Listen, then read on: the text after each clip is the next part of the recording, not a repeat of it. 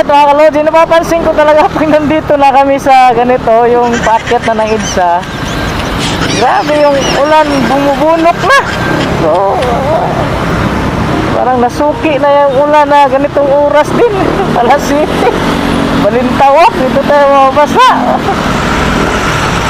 Ingat-ingat na po mga kalodi, and God bless. Huwag po kalimutang magdasal, at huwag po kalimutang maging kalmado sa daan. Alright, so lumakas na talaga yung ulan dito kagapon din, kagabi rin, no, isang gabi din ganito rin, dito rin tayo nababasa mga kalodi.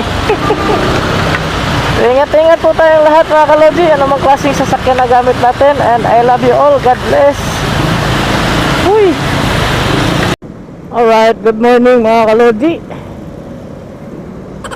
So, medyo matraffic na dito ngayong umaga na to.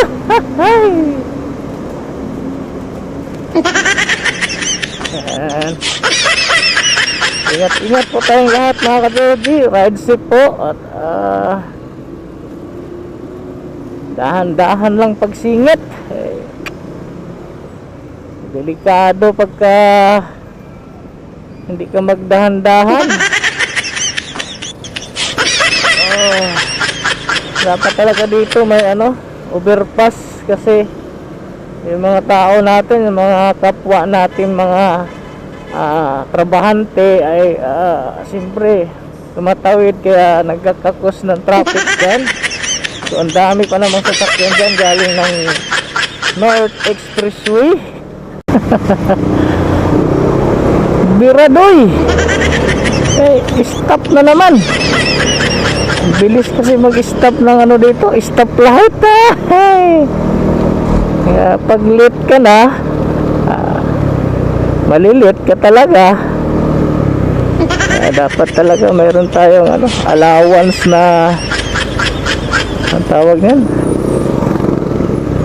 allowance na oras, para hindi tayo masyadong nagmamadali. Kasi naranasan ko na yung hinahabol na yung oras para hindi ka malit, pero sa sobrang traffic late ka pa rin. Kaya talagang